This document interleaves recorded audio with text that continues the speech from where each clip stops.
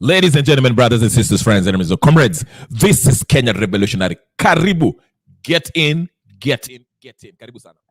My microphone is misbehaving as usual, so please forgive me. We are going to pray for it. I'm sorry, ladies and gentlemen, brothers and sisters, friends, enemies, and comrades. I'm just coming in for the second session because I want to finish early so I can do some other stuff. I love politics, but there's some other stuff that I have to do. But if you're joining me, please, in this hour, join me quickly because I'm about to break it down to you. There's something suspicious about everything that's been going on, and every news that's come out confirms it for me, okay? Just for me. This is probably what you're going to call conspiracy theory, but it's a theory regardless, okay? So follow me carefully, all right?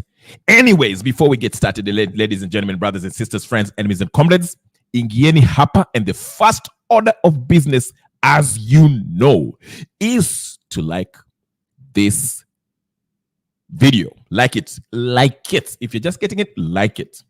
Like it. Like it, okay? Like it.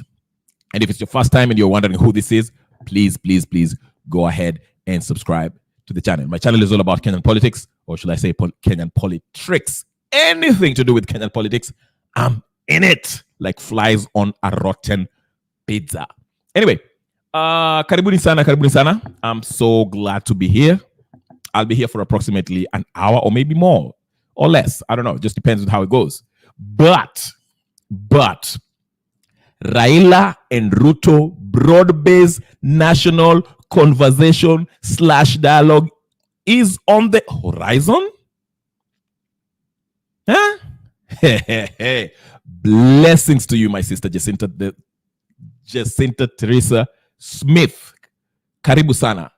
Nice seeing you again. Nice seeing you. Make sure you like the video before we even go on, and subscribe and put the notification on, because I'm about to walk you down the memory lane. And I want to connect the dots.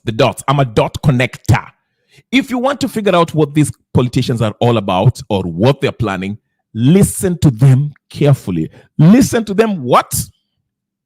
Carefully. Listen carefully. Something caught my attention yesterday. It was on my timeline on my Twitter page. And I was like, why am I keep on seeing people saying Jimmy Wanjigi was meeting up with Eric Omondi? I was like, what's going on? Jimmy Wanjigi, Eric Omondi. Jimmy Wanjigi, Eric Omondi. And I sat down and I was like, what's Jimmy Wanjigi? What is he up to? He for those of you who don't know who Jimmy Wanjigi is, he's a billionaire, Kenyan shillings, probably, US dollars, I don't know, multi-millionaire in US dollars. Wealthy man, nevertheless, okay? And he's very active in politics. This guy was on ODM. He wanted to, take over the ODM at some point, whatever. And now he's like, he always have a dream of becoming the president of Kenya one day. In fact, whenever he holds his press conference, he has the whole day set up, and he has everything. Speaks like he's a president giving a press conference. So we know that he has an ambition of actually having an office as the president of Kenya or some stuff, or we don't know, whatever. But he's very much involved in every power play in Kenya. This is a guy who told us that the government of Uhuru Kenyatta and William Ruto, the cabinet, was formed in his living room. That's his quote. That's what he said. And there's no doubt about that, because that's how much influence this guy have, okay? He said the government of the government of Uhuru Kenyatta and William Samoei Ruto in 2013 was formed in his what? Bedroom, in his living room, in his house. The two were there, came over, and they were discussing, okay, you're going to be the minister of this, the third. So he knew everything that was going down since 2013. That's how much this guy has been involved. It is said that he bankrolled ODM's party when they were running in 2013 and 2007 or something like that. He was the financier, the money guy. Okay, the guy with the bag, so to speak, as the young folks would say. So Jimmy Wanjigi is not your average Joe Schmo. Okay, this is a guy who has influence in the corridors of power. Okay, he's known as the money man. He has the influence. He has the influence. Okay, let's just put it that way. He has the influence on both sides, whether it's Ruto's government or Raila's government, and his definitely his frenemies with Uhuru Kenyatta, or should I say even enemies? Sorry, not enemies, but friends. Okay, remember when Ruto started going after Kenyatta's Mama Ngina's pension and land, talking about they should pay more taxes. And Jimmy Wanjigi was in the same church with Mama Ngina, and he was like, if you start going after Mama Ngina, unashika a live wire. You're messing with a live wire, electric live wire. So do not go there. Do not. That's what Jimmy Wanjigi said. Coffee is the coffee I'm drinking is like kicking in, so I'm like really hype about this because I'm excited. I'm so excited about this. This is how I love this stuff. I don't know how people miss it. This stuff, if you listen carefully to what these people say, it is all connected. Coffee time. Subscribe before I get started. Subscribe before I get started. And it's so funny because I was about to come in and talk about this, and right before I get started, I get this news here. Raila comes in and says, "You know what? I saved Ruto's government from collapsing." Why did he say that? Okay, if you look at the thumbnail, what does the thumbnail say? Take a look at my thumbnail. What did it say? It says the Wanjigi, Raila, and Gen Z Nexus connection in simple form. What's the connection between Jimmy Wanjigi, Raila Odinga, and the Gen Zs? I'm about to show. We are about to get to it. Karibu, my good friend, Gypsy Corner. Nice seeing you, my friend. I'm about to get started. I'm about to get started. Like the video. If you haven't subscribed, I don't know what to do with you. I'm offended. Let's start with this piece of news today that just came in today. Raila Odinga actually told people that he saved Ruto's behind. The Gen Z were about to take this thing over. Now, I will remember this morning I told you about a situation where if we face a what-if situation on Nane Nane, what-if situation, what if? When I say what if, I mean what are the likely scenario that are going to pan out on the 8th, which is Thursday, because Kenyans have decided they're going to converge at the CBD Nairobi, then give Ruto up to 3 p.m. local time, and if he doesn't resign, they shall march. They will march towards the State House, and they will camp there until Ruto resigns. The same way the Bangladeshi made sure that Miss Sheikh Hanisha, I think her name is like that, had to leave. He tried to send the police. The police, could not kill everybody. Send the army. The army was like, no, this is our people. You got to go, miss. You got to go, missy. Get to that helicopter. Get the front door shut. And she left, okay? But let's stay focused. We are talking about Kenya. I told you, you have to put things into their proper perspective. Contextualize what you're saying. We want the same thing to happen in Kenya, but there are some factors that you have to consider. Who is really financing this Gen Z? Let's get started with this news today. Like, subscribe if you're just joining in. Let me start with this Raila first. Let me start with Raila because it's all connected. It's all connected. Be patient. I'll be here for an hour or so, or maybe less. But be patient with me because I want to walk you through this so you can see where I'm coming from. You can agree or disagree. This is open to everybody, okay? Let's go. Let me start with this piece of news that Raila was claiming today. How did he save Ruto in what way? We're about to get to that, Jacinta. And that is according to Raila. That's not what I'm saying. That's what Raila saying. We're about to see what he meant by that. So let's get to this. While I play this, please like the video, share, comment, subscribe, and all that good stuff. Let's get started. Here is Raila Odinga. This is the piece of the news that we want to hear. No, not what we were about to listen to. That's what I meant. All right. Here it is. Travis Ombija, I think that's his name.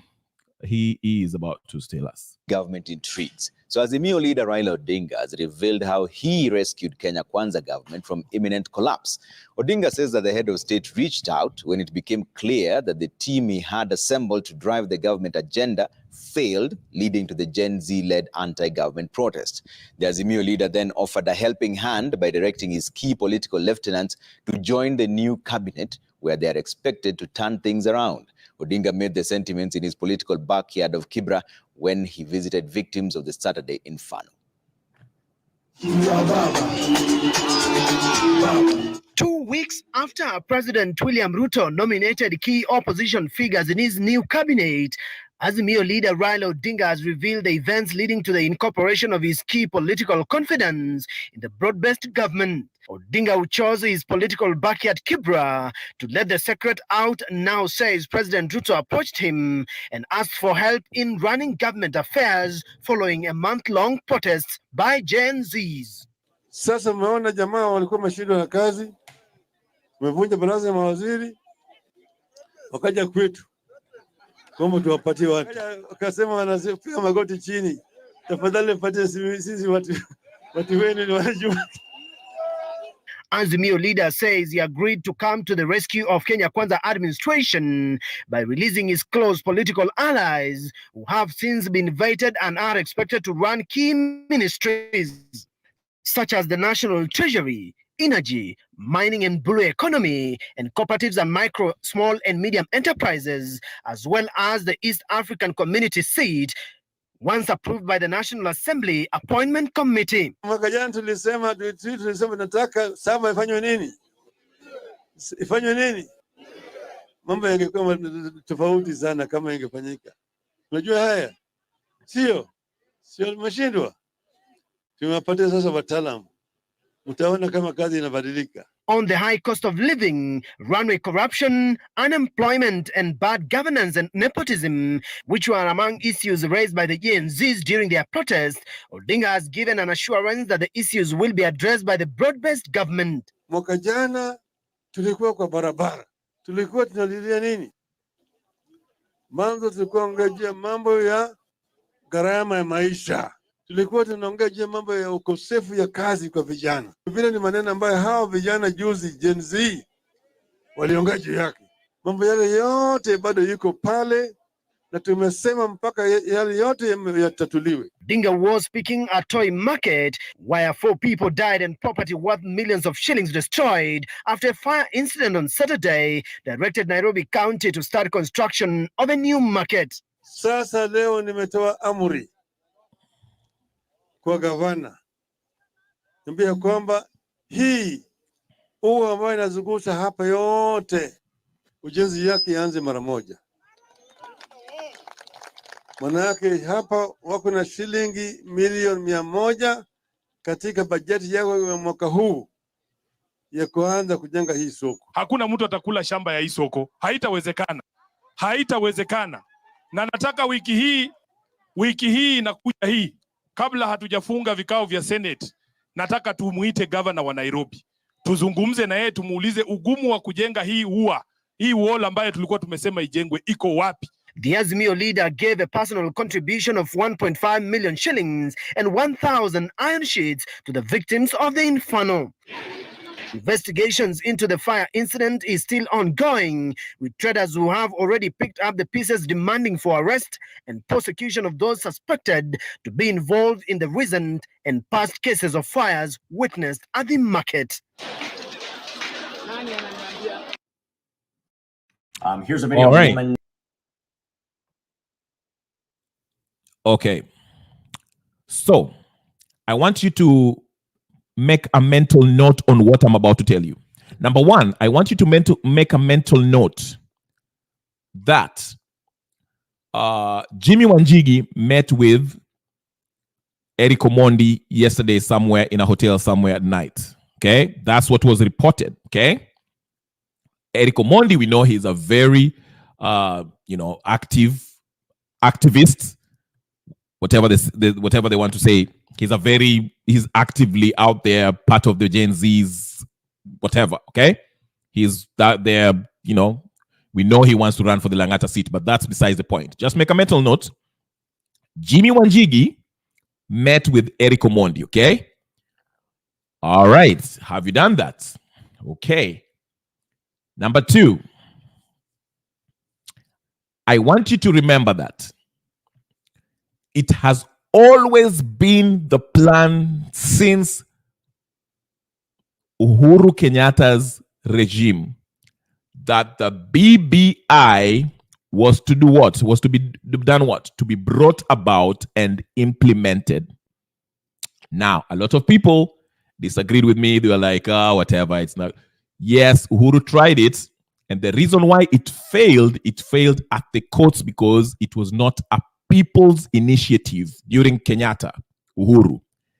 The court said it was not a people's initiative because it required the constitution to be changed. And every time you try to mess with the constitution, that means we have to have a referendum. Are we together? So when Uhuru Kenyatta tried to bring it forth, some people ran to the courts and said, no, we cannot go on with this because this is coming from the executive. It is the president who is starting this thing and wants to force the people to go to a referendum in order to vote for this either new constitution or not, okay? And that's why the reggae was stopped. Okay, then we had all the shenanigans and Ruto became the president. And once he became the president, remember, Raila in his first ever press conference after he lost the case in the Supreme Court, Kome said, hot air, whatever. He said he wanted something akin to the what? Kofi Annan Accord, also known as what? BBI, also known as Government of National Unity, also known as NADCO report. Okay? So he went to Mandamano and told you that he wanted the server, like he's telling the people there, server, price, cost of living, and all that rubbish. But really what they wanted was what? NADCO, which is BBI, which is Government of National Unity. So then, Akaenda Mandamano, they went up, whatever, with the shenanigans. Then, as Miguna told us way before the Mandamano stopped, Raila Odinga stopped the Mandamano because he was promised to go to AU, and part of the preconditions were he has to have 7 people join Ruto's cabinet, and then he will go to AUC. Tuko pamoja. Make a mental note of that. That is basically BBI being implemented in bits. Kalonzo was sitting on that NADCO report. Remember, they agreed upon everything. And again, the judge already ruled the second time because Ruto was holding on, not choosing the selection panel that is supposed to choose the next IBC, but he was holding on because he was saying that he wants to hear out the opposition. So then, finally, Waka agree, and they said, they are going to have an amendment of the IBC Act, which was part of the recommendations of the NADCO report, which already had been ruled to be unconstitutional by the High Court, because it was not a people's initiative. Again, the court did that the second time, say that wacheni kufanya hii mambo ya NADCO nonsense ya bomas because you're doing that for political expediency. Fuateni the law. The law was Ruto was supposed to choose the selection panel, but as Nyoka kaleta kichwa yao, no, we have to have extra whatever, and also we have to have say in choosing the selection panel. So Ruto akadelay mpaka wakakubaliana na nini? Na hiyo NADCO. And you had one that I said that passing that IEBC amendment bill was one of 9 recommendations that were in what? In that NADCO report. Okay? So the preconditions that Raila wanted, which is to go to AU, NADCO report to be implemented. Meanwhile, before it is implemented, this IBC amendment inafaa ifanyiwe. And there they did agree on that, and they went to KICC and signed it. Tuko pamoja. So you see, they're gradually in bits are bringing this IEBC, they're bringing this NADCO report into fruition by changing the laws with these amendments that they're bringing and all these bits. Oh, wakina umrani wandai wameingia kwa serikali sasa, wameingia kwa nini, wameingia kwa serikali, unaona? Now, the next step of the implementation of this NADCO report will require a change in the constitution. Follow me with this. Please follow me. Ukipotea uniambie nirudi nyuma. The next step in implementing this NADCO report will require that they change the constitution because they want to create extra VT. Sijui the official opposition of the opposition, sijui prime cabinet minister, sijui nini. In order to have that, or prime ministerial position, they have to change the constitution. And in order to change the constitution, they have to go for a referendum because everyone has to have a say in it. Vote yes or no for the whatever proposal that has been put forth, okay? Okay, for the proposition, okay? So listen up. So this is what they did. They chose the referee that's going to preside over this, this referendum through the IBC amendment bill. Because if you look at it, you'll have mobile voting in your stations. And number two, selection panel. In this selection panel, the people who will have the most say are coming from the coalitions, the two political coalitions, Azimio and Kenya Kwanza. Now that ODM is part of Kenya Kwanza, it's basically going to be the Kenya Kwanza side and the ODM who have been virtually bought off by joining this government, the cabinet, okay? You see what I'm saying? So basically, it will be this political class who will be choosing the next commissioners who will preside over the counting and the whole monitoring of this electoral process if we were to go for a referendum, okay? So hear me out. Now, remember I had a video some months ago, almost a year now, and I told you, in order to make people agree with what you know is unpopular, they're not willing to vote for, they don't want it, they don't like it, they don't support it. How, if you fail, you cannot persuade them, what do you do in that case? If you know the majority of Kenyans do not want this BBI NADCO nonsense. Because remember, I was up here when I asked in that amendment, IBC amendment bill, did they hold a public participation? Did they consult the people for the changes that they made in that bill? Because in every bill, every law that is to be made in the parliament, there should be public participation in every step, whether it's the first reading, second reading, third reading, whatever the case is. There was none. But anyway, let's relax. I hope you're following. I'm kuja pole pole. Nisikie, listen to me. You made the mental notes, eh? Ah, yeah. Listen up real good. I said, in order for you to persuade the people to vote for a position or something that they do not want, you have to do what first? You have to create a crisis. Hegelian dialectic. Creates the problem. Okay? Your problem ikisha chacha. Cha. Watu wanachinjana, watu wanapigana, it's too bad. You come with a solution. Unakuja unasema, hey, ngojeni, tuleni, I have the solution. Tulieni. Hivi vita mnachapana hapa hivi, nitakuja na solution. Suluhisho. So majority of Kenyans do not want this 2010 constitution to be changed. But the political class want it to be changed. That's why if you listen to Wandai, if you listen to Raila Odinga, the last speech that he made in that funeral, and even before that, he kept on mentioning what?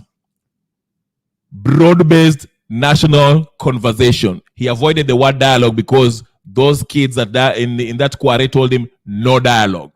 So they are used to use broad-based national conversation. They want to meet at Bomas.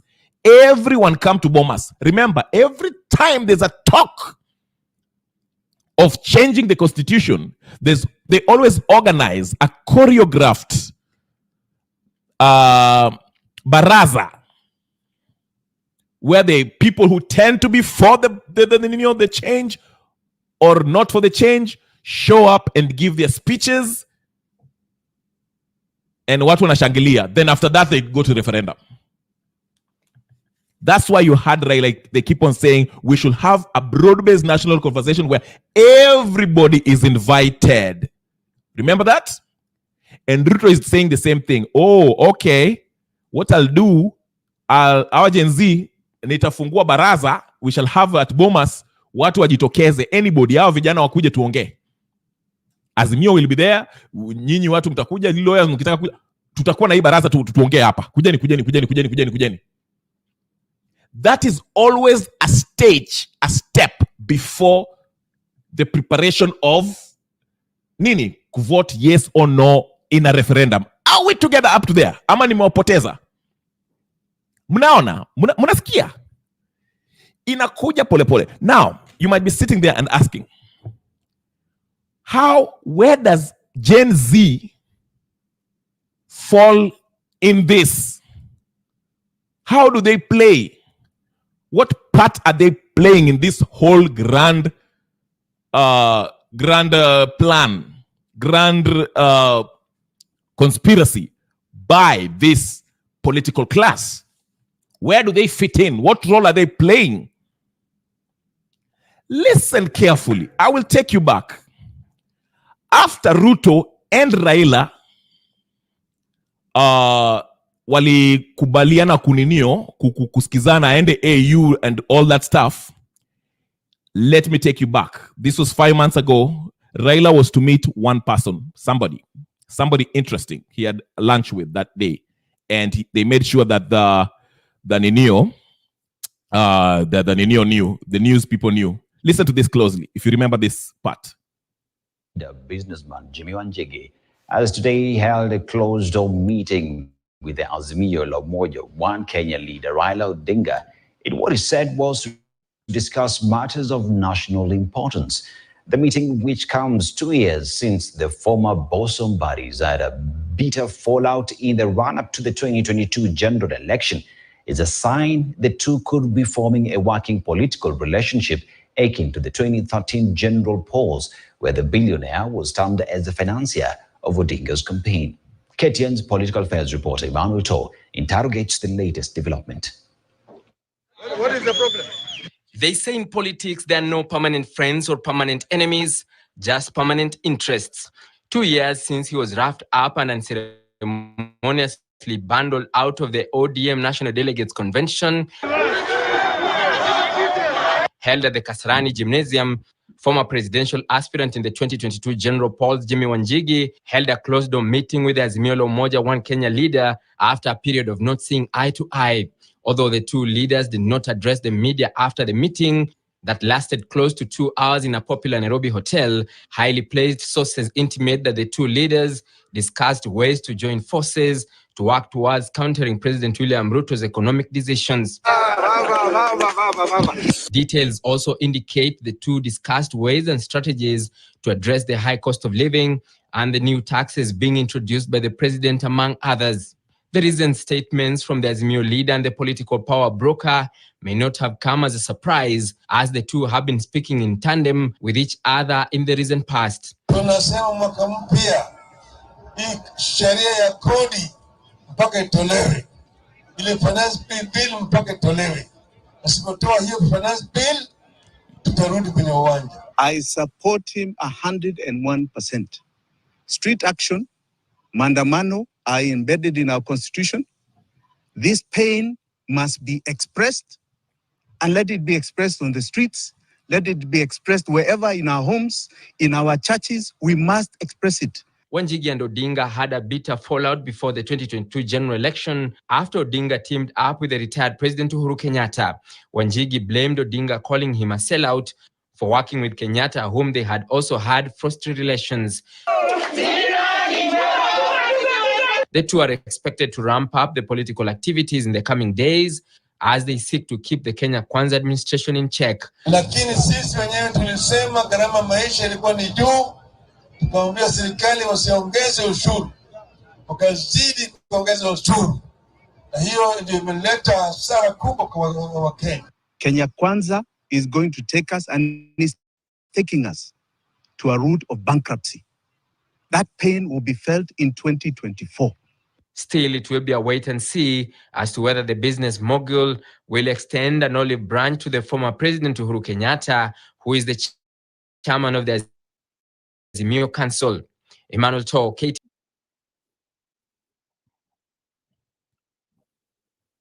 All right.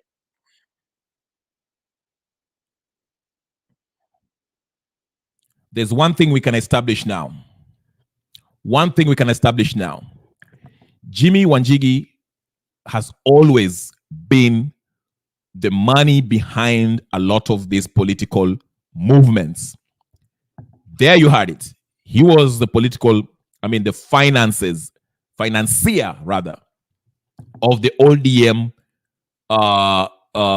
brigade when they were doing their own thing, Mandamano and all that stuff, okay? Now, let's move over.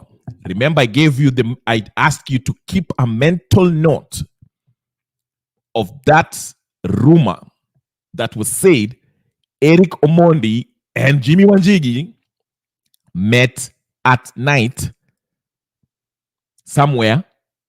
What were they discussing? I told you, if you look at Eric Omondi, he's one of those people who are known to, he can organize people for a mandamano or something like that. He's an activist. He's always up there in the streets, knows how to let out, okay? So what I'm trying to say is this. It is also alleged that Jimmy Wanjigi has been behind the financing of this Gen Zs. He has been allegedly been the financier of this Gen Z movement. Now, what could be his motivation in this? Because remember, he's the same guy who told Ruto, we are giving you 3 months up to April to address the debt issue. If not, utaona, we shall go to Mandamano and we shall remove you, basically. Okay? This is what he was saying. Okay?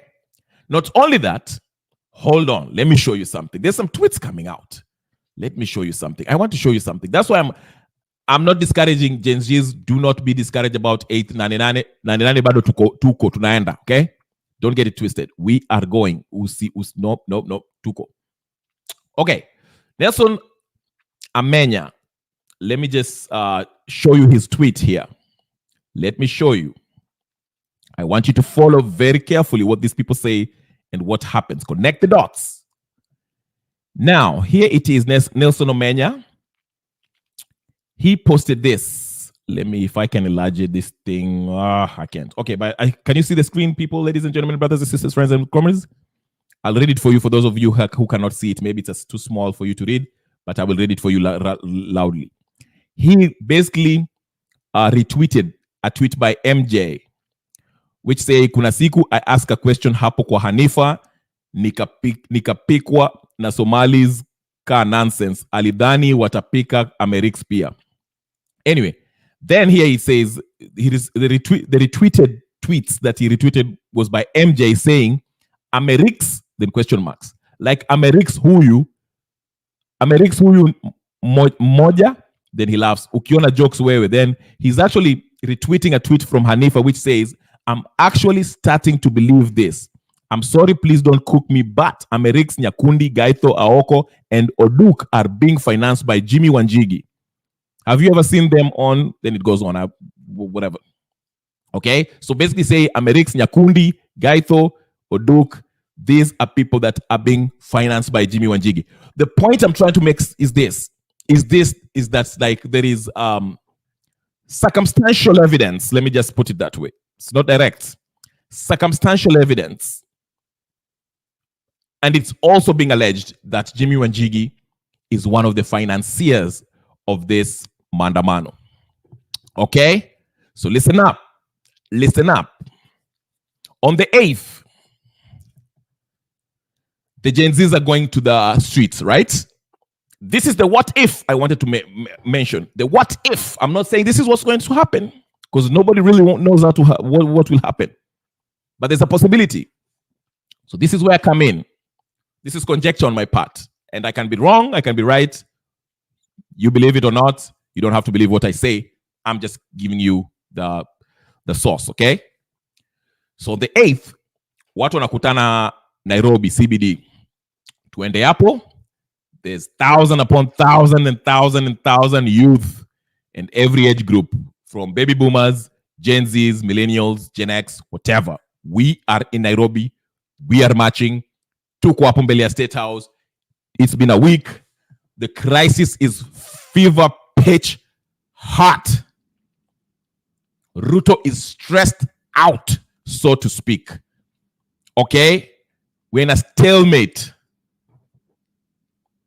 The Gen Z's protesters are not giving up, and Ruto is not giving up. He's not at the State House, but the people have camped at the State House. We have an impasse. It's an impasse. There's no political situation, solution, suluhisho. Watu wako downtown, wamesema Ruto must go. We are not decamping. Tuna camp hapa, tutakaa hapa kama tunakufa tukufe hapo. Mpaka Ruto aotolewe, mpaka resign. Na Ruto on the other hand is saying, I'm not leaving. I was duly elected, to borrow the words of the late Kibaki. I was duly elected the president of Kenya. Siondoki. Hamtanipeleka mahali. Mkitaka mchome hiyo State House, I'm not leaving. Mimi niko sigoi na ngoja mkimaliza hiyo upuzi yenu muende nyumbani. There's an impasse. Yes, Tobias, nice meeting you. Please, ladies and gentlemen, make sure you subscribe. Kuna 68 people watching this thing. Can you all subscribe? Na mulike video. Let's have 100 likes, please. But anyway, so I'm painting a picture of what could be, what is happening. The situation is that we have an impasse. We have thousands of youth who have descended upon the beautiful city of Nairobi, the Nairobi capital, and they're demanding that Ruto resigns. And Ruto, on the other hand, has called on his military most trusted top guns, led by her side piece, to make sure that State House is not invaded. So we have an impasse. The members, the clergymen are out there saying, please, let us have a talk so we can break this impasse. Guess what's going to be introduced at that moment? Guess what is going to be introduced whenever we have an impasse like that? What is going to be brought about?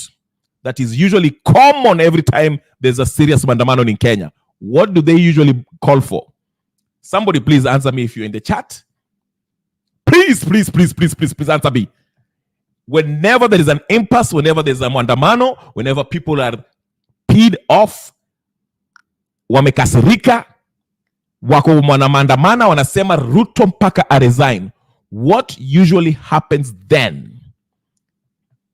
Mtu anijibu. If you know the answer, please tell me what usually happens. Every time there's a maandamano, watu wamekasirika, wamesema Zakayo mpaka shuke. What usually happens? I'll tell you what will happen. It will be like Bangladesh. That could be. That's a good answer. It's going to be like Bangladesh, who has just resigned. And let me tell you, that's why I said we have to contextualize. We have to put things into the Kenyan context. Bangladesh happens. That's why I said I can't speak much about what happened in Bangladesh because I don't know how the political power play is. But what I can tell you about Kenya is that it's a little bit complicated compared to what happened in Bangladesh. I'm not saying we cannot achieve what they did. We can. And if it was up to me, I hope we do what the Bangladeshis did. I hope we do that. Please. Everyone, 80 people hapo, ebu like ni hapo na musubscribe. Nyote musubscribe kama naendelea. I'll break it down because you might not suspect this, but let me help you out. Let me help you out. Good answer, Tobias, JTs. Okay? But here is what usually happens. Every time people are really tethered, angry, okay, apoplectic, they're out there, enraged by the political class, and they've taken action. They're out there protesting, camping, saying Ruto has to go or else. Guess the idea shall be brought in, an idea called a national broad-based conversation should be held to quell the situation between the Gen Zs and the ruling party. Yes, Gypsy, thank you. Usimesikia Raila hapo. Raila already threw you a hint. He said, hey, I just saved his behind. They were going to be removed by Gen Z. I saved his behind. But actually, he went there and because Ruto agreed to meet up his preconditions, which was to put the list that he gave out to be part of the cabinet and him being supported to go to AU. So at that point, where Gen Zs, this is one scenario. I'm not saying this is what's going to happen. You hear what House of Heru is saying something? Okay. Yes. Yes, I can hear you. Dialogue accommodate official opposition. Yes. At that point, when siasa imefika fever pitch, watu wamekasirika. People are in front of the State House. They're ready to storm in. There shall be calls from the clergymen. There shall be calls from Meg Whitman. There shall be calls from the Islamic head of Dinio. There shall be calls from everywhere. And there shall be calls. Raila, Ruto, sijui nani, they'll say, okay. I am willing to have a national, broad-based conversation on how we can take care of what you're complaining about. And guess what?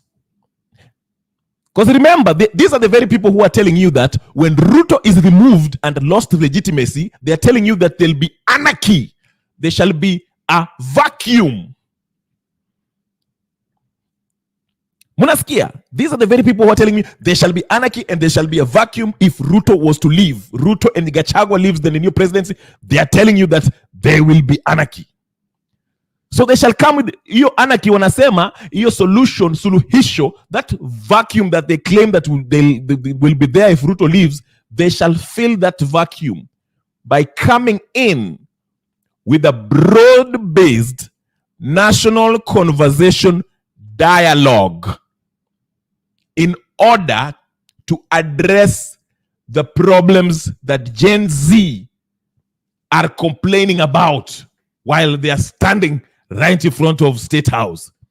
And they shall invite those who are camping up there to kutane boma sama Kasarani so you can address those issues. And in fact, the solution will be simple. Tutawapatia makazi nyinyi, msijali, si mko na shida hapo. So the solution is this. Yes, to neutralize. Yes, House of Heru, thank you very much. To neutralize, that's the word I was looking for. And in order to neutralize that, they'll tell you that the solution is this. We've heard what you've asked for. We have a broad-based national conversation that we are going to hold. The only thing you have to do is just tafadhali mwache kukampa hapo mbele ya State House. Rudini nyumbani, I'm willing to talk to you guys. And part of the solution is a conversation on how to change this constitution so that everybody can have a piece of leadership. Yes, Boniface amejitoa. Boniface amejitoa because the pressure was on him. They were saying, "Oh, this guy is being paid." Then he has, he's talking about suicide and I don't know what. I'm not going to, I don't know what's going on with Boniface Mwangi, but he knows how serious this is. I told you in the first place that even, thank you, Kevin Obura. Make sure you subscribe, like, share, comment. Please, guys, there's 84 people here. Please, please, please support the channel. Support the channel by subscribing and liking this video and put your notification on. Please, we need 100 likes, please. So what I'm trying to say is this. Remember, in this Gen Z, while majority of these young folks are going out there and they're going to CBD on the 8th with the thinking that they are going to remove Ruto. They're going to camp and make sure that Ruto goes home. Majority of them are going for that very purpose. Okay? Mnaelewa? Majority of them are the... Naambia, kila mtu akona lengo yake. But the people, thank you, Kevin Obura, thank you so much. The people, the financiers, okay? The Jimmy Wanjigis, the coordinators, wale wako huko juu, they know what's up. They know the end game. And they are going to choreograph that end game in such a way it will only benefit the political class and help them implement the very thing they've been fighting for since the beginning, which is a government of national unity, which shall bring Kalonzo in place, Raila in place, Wamalwa in place, and all that out of this mandamano that's going to happen on the 8th. All you have to do is look at the financiers and the faces of this mandamano. Listen, as much as I like what this guy Samuel, I think Samuel Makaure or something like that. Okay? I'm not caught up with his oratory prose or his dressing and all the shenanigans. I listen to what he says. He says all the good things, but you have to ask you one thing that he said and also ask yourself a question. Where did this boy come from? Where is he just out of the blues? I know he's kind of a cloud chaser, which is fine. He's marketing himself. That's fine. But where is he coming from? And the other day I had his interview. I think somebody was interviewed. He said, yes, my dream is to run for office, public office. Okay? Because he said it's easier to fight the system while you are in the system rather than being outside the system. That's what he said. And that's when I started having red flags. There's something about him. I don't know. He's saying all the right things, but there's something about it that I can't quite put my finger on. That's fishy about this Makoures Samuel, whatever his name is. There's something. I don't know. There's something. With time, we'll know. But what I'm saying is this, not to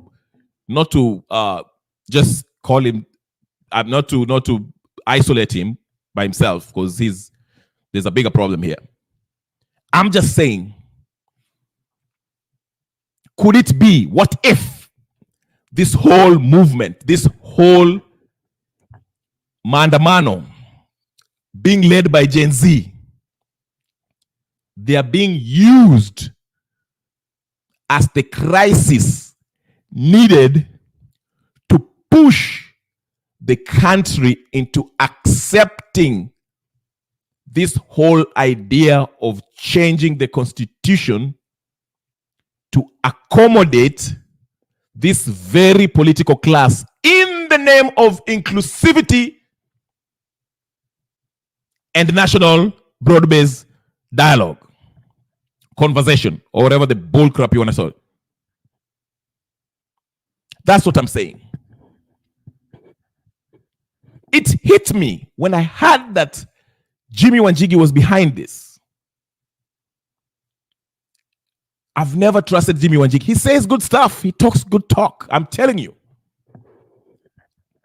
But the fact that Jimmy Wanjigi has always rubbed shoulders with the oppressive regime, these same crass leaders that have been... Think about it, ladies and gentlemen. Think about it. Jamaa, if you look at this lot, think about it carefully. Raila, Ruto, Uhuru, Kalonzo, Wamalwa, and Gilu, and Martha Karua. Since 1992, these guys have been playing musical chairs in the political realm.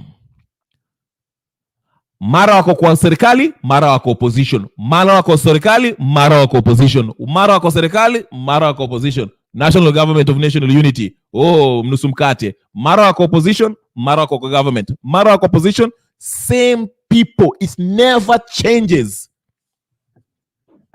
But anytime temperature ikipanda kidogo, ikipanda wananchi wamekasirika kabisa. Wananchi wakikasirika, oh, they create a crisis. Hey, twendeni, hey, maandamano. Then after maandamano, you'll hear the clergymen, the corrupt clergymen, and the useless professors, the semi-illiterates, talk about, oh, we need to have a dialogue. Dialogue. Wacheni tukae chini. Because that is what will happen. I don't know. Let me say what will happen. I don't know. I don't have the clairvoyance of what will happen. But I will guarantee you there are people who will call for that. At that point, when our vijana Gen Z wameenda downtown and people are being shot, watu wanakuwa kidnapped, na wamekasirika na bado wana protest, you'll hear a bunch of people call for a dialogue. And they will be pushing hard for this Raila Ruto broad-based national conversation. And part of the solution will be to change the constitution, because their aim is to change the constitution by 2025. Next year, they want a new constitution. That's what they've been fighting for ever since. Remember, this whole BBI thing is illegal.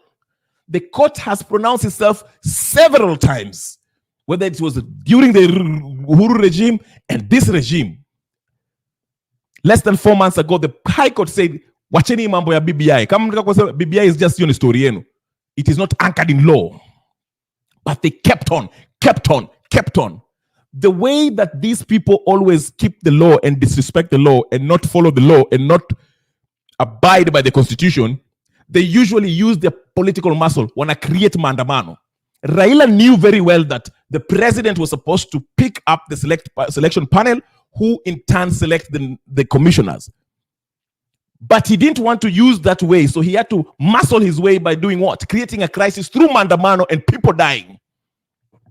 So that they come and have this, because it has always been the same faces. They want to maintain the same faces. Mara wako opposition, mara wako government. Mara wako opposition, mara wako government. Government, opposition, government. They are always the same people. Na saa ile wanataka kupitisha kitu ambayo wamejua Wakenya hawataki. They want to change the constitution. Wana create crisis, alafu wanaleta constitution, a law that will help them and their children to continue ruling over us.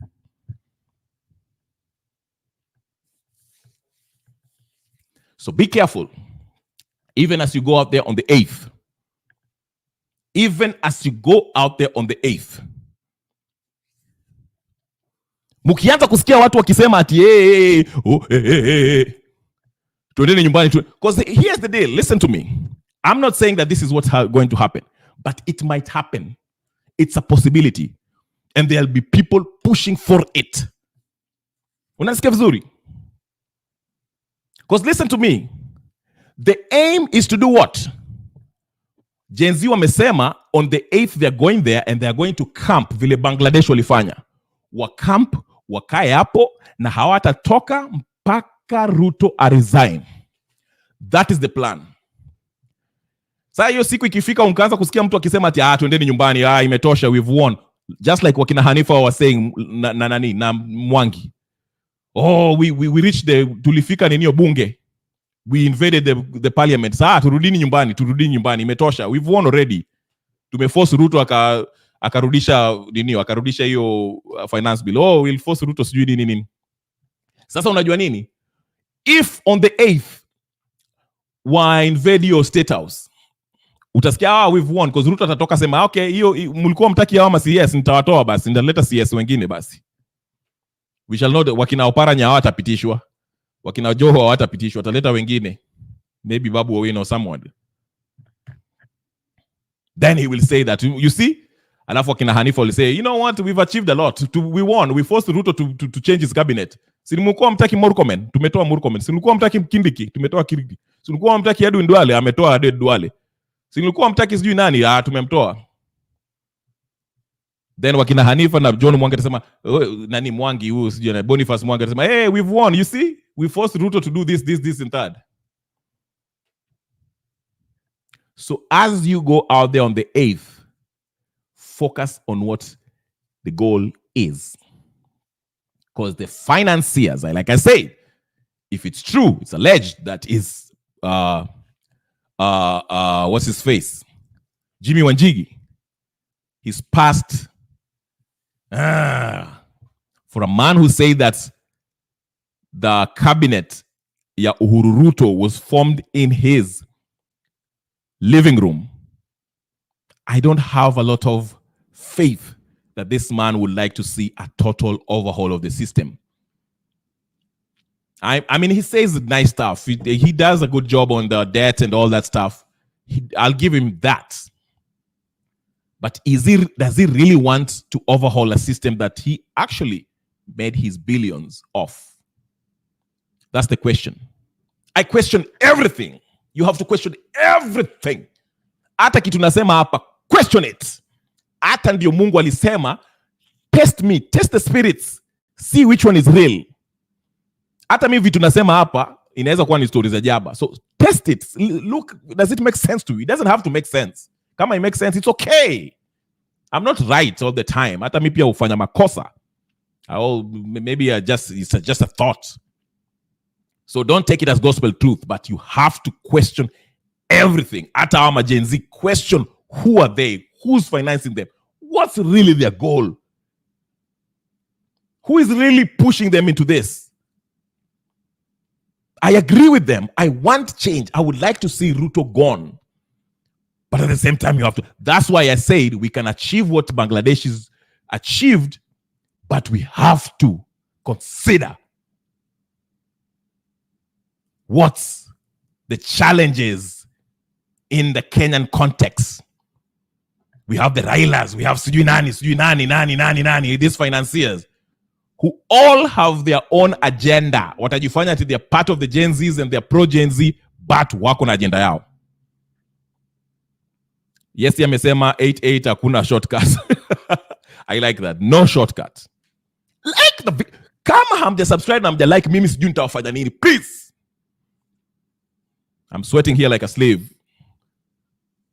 The best you can do for me is like and subscribe to the video. I will appreciate that.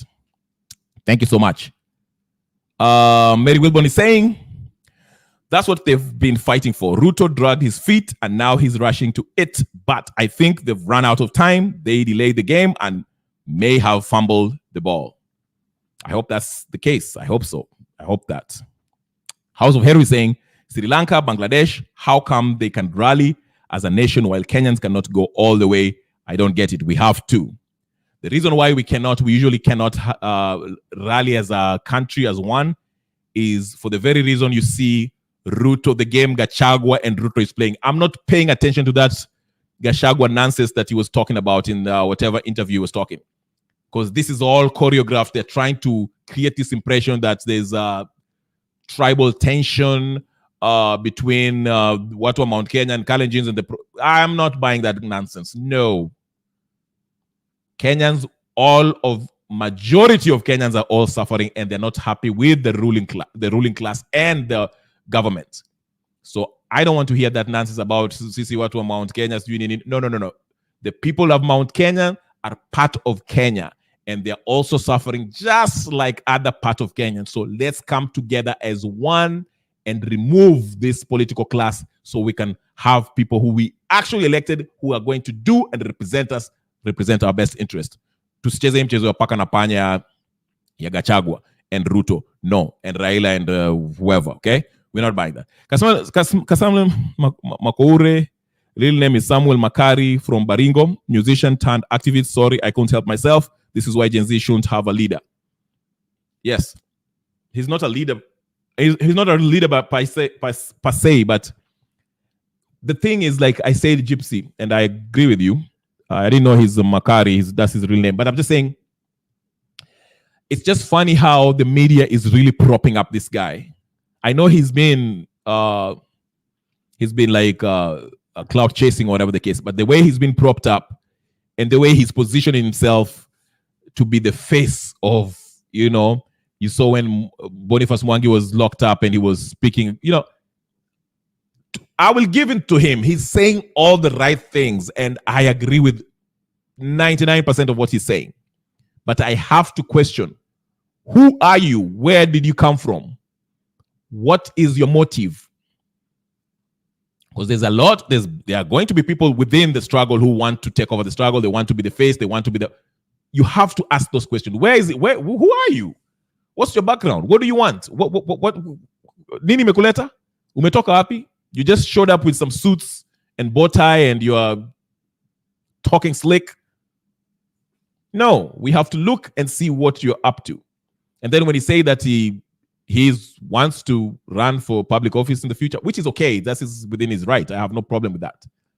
But could it be that that's his motivation and not actually, the Gen Z, all that good stuff that the Gen Z are fighting for? So we have to be asking questions. That's all I'm saying. I'm not saying he's a bad guy. I'm not saying he's a good guy. I'm just saying we have to ask questions regardless of who is talking. Even me, I gave myself up to, I'm saying, regardless of what I'm saying here, who am I? What am I for? What you have to ask these questions. What motivates me to make such statements? Okay, those are questions that people should ask for any leader. Okay, judge by that. Okay. So there's nothing between Ruto and Gachagua. Wake up, people. Yes, I agree. Gypsy, don't you think he is a good leader for the Gen Z? Yeah. That was a question for Gen Z. But I agree with you that the infiltration is massive. However, it's a spiritual war more than the regular Tom and Jerry episode. Yes, it's always a spiritual war. Always.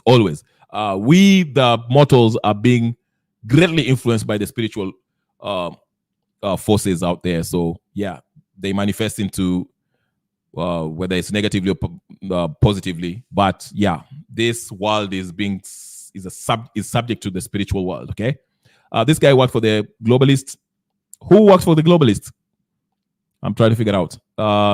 House of Heru, who worked for the globalist? Let's watch him. Ruto must go with his cronies. Yes.